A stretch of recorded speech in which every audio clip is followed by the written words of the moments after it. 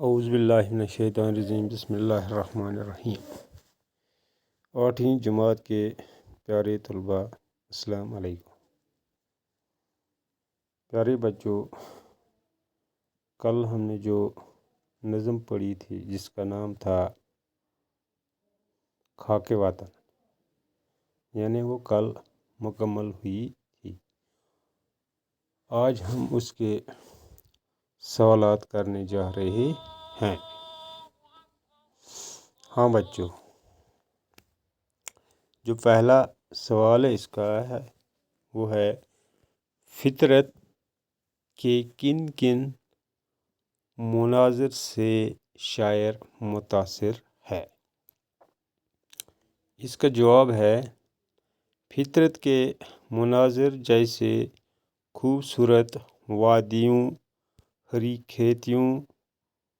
کھیتوں، سرسبز میدانوں اور جگمگاتی روشنیوں کے مناظر سے شاعر متاثر ہے۔ اب ہے پیارے بچوں سوال نمبر 2۔ سیکرے کے محل تاج اور اجنتا کی کیا اہمیت ہے؟ اس کا جواب ہے سیکرے کے محل تاج اور اجنتا ہندوستان کی تاریخ،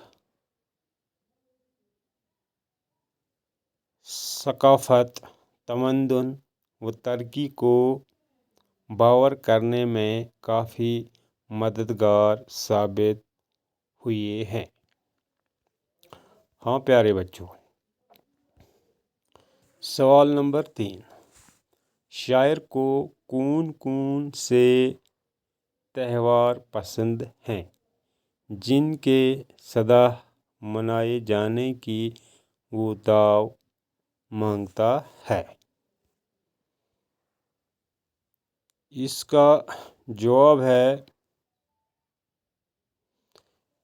شاعر کو ہولی، دیوالی اور عید جیسے تہوار پسند ہیں اور وہ ان کو سدا منائے جانے کی دعوت مانگتا ہے۔ ہاں عزیز طلباء و طالبات، اب ہے سوال نمبر 4۔ وطن کی کن چیزوں سے شاعر محبت کا اظہار کرتا ہے؟ عزیز بچوں، اس کا جواب ہے وطن کی خاک، صبح و شام، شہر، گاؤں، کھیتوں، غرض کے ہر چیز سے شاعر محبت کا اظہار کرتا ہے۔ ہاں پیارے بچوں، اب ہے سوال نمبر 5 اس لیسن کا، یعنی یہ آخری سوال ہے۔ یہ ہے امن کو شاعر کیوں ضروری قرار دیتا ہے؟ اس کا جواب ہے امن کو شاعر اس لیے قرار دیتا ہے